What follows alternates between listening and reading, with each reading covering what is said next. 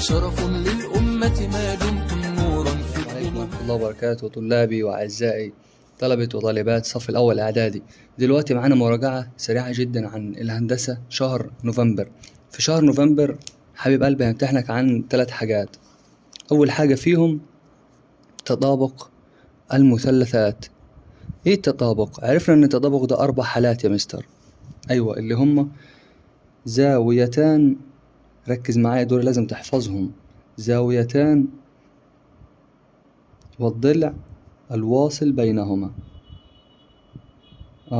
التانية ضلعان والزاوية المحصورة بينهما. اللي بعده 3 أضلاع. وآخر حاجة في التطابق إنك تلاقي وتر وضلع في مثلث قائم.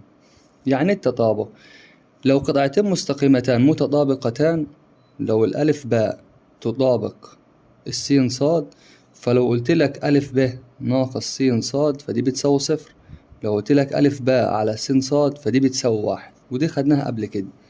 هيجيب لك رسمة أيا كانت الشكل بتاعها، وليكن كده، وأقول لك اثبت إن هما متطابقان. فبتقول له في المثلث ألف باء دال والمثلث جيم باء دال فيهما، ولازم تطلع 3 حاجات. أيوة، أنا شايف إن الألف باء بيساوي الجيم باء، وكمان أخد بالي يا مستر إن الألف دال بيساوي الجيم دال، والباء دال ده ضلع مشترك. تمام، يبقى إذن المثلثين دول متطابقان. تكتبهم زي ما هما، بس بدل ما هنا كانت فاصلة اعمل علامة التطابق. ألف باء دال يطابق المثلث جيم باء دال. تمام، وكده برافو عليك، خلصت. بس هو كان طالب مني حاجة، بيقول لي عايز قياس زاوية جيم. ما هي قياس زاوية جيم نفسها قياس زاوية ألف ب100 درجة، وكان عايز مني ألف دال. طب ما هي الدال جيم نفسها الألف دال اللي هي ب4 سم. ده آخره في التطابق. ركز في الأنواع ال4، ممكن أي واحد فيهم هو اللي يجيني، مش شرط ده. الدرس اللي بعده بيتكلم عن التوازي، وشرحته بطريقة بسيطة مع بعض من زمايلكم. لو معاك 2 متوازيين مهما امتدوا هل يتقاطعان؟ طبعا لا. وليكن ده اسمه لام 1 ولام 2. اللام دي اختصار كلمة المستقيم.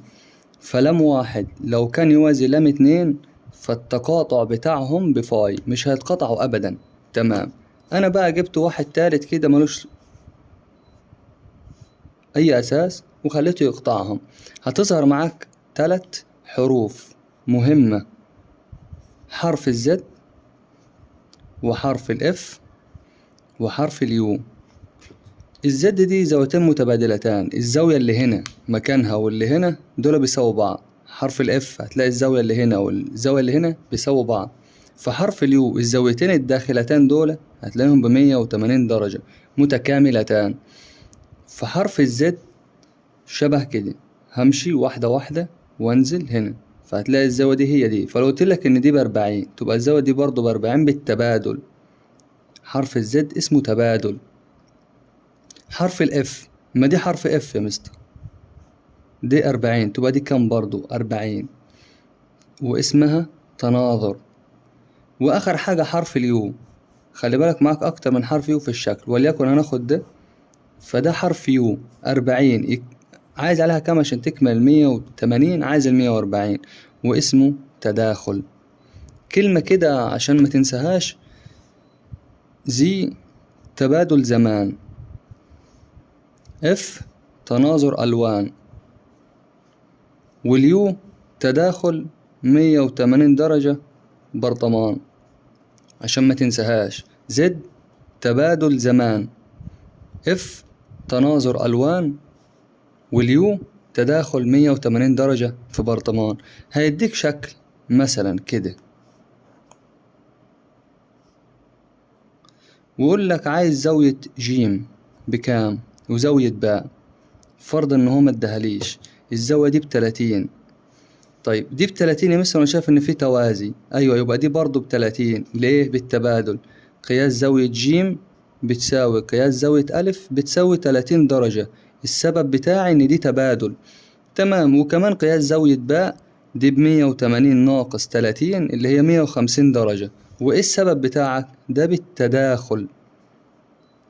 خلص الدرس. بقى فيه فكرة بسيطة اسمه العالم تالي كمان أكتر اسمه في تاني إعدادي. بيقول لك لو معاك عدة مستقيمات متوازية مهما امتدوا مش هيتقاطعوا أبدا، ورسمت أنت أي كان مستقيمان، أيوة مالهم، فإن الأجزاء القاطعة المحصورة بين هذين المستقيمان المتوازيان تكون متساوية في الطول. يعني الحتة دي هنسميها ألف باء جيم، ودي سين صاد عين. هتلاقي الألف باء بتساوي السين صاد، وهتلاقي الباء جيم كلها بتساوي الصاد عين كلها.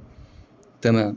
ركز بقى في النشاط اللي جاي. هو لو قالك إن دي ب5 سنتي ودي ب10 سنتي، يا ترى السين صاد بكام؟ أيوة برافو عليك، ب5، والباء جيم برضو ب10. نشاط شبه ده هيجيب لك 2 متوازيين أو 4 ما يهمكش، واداك حاجات تانية بتقطعهم. تمام. وقال لك إن دي كلها على بعضها ب21 سنتي. تمام. يا ترى الحتة بكام؟ أنا خدت بالي يا مستر إن قصادهم الناحية دي كلهم متساويين، فدول يبقى كلهم متساويين. طب يعني 21 دي هو قسمها على كام؟ على 3. برافو عليك، تبقى الحتة ب7. 7. ركز بقى إن هو في الامتحانات ساعات بيسألني يقول لي هات لي الألف جيم. ألف جيم فأنت بتجمع 7 و7 14. ساعات بيقول لي مثلا الجيم دال اللي هي ب7 بس. وبكده انتهى منهج نوفمبر. أشوفكم إن شاء الله في مراجعة بسيطة عن منهج الجبر. السلام عليكم.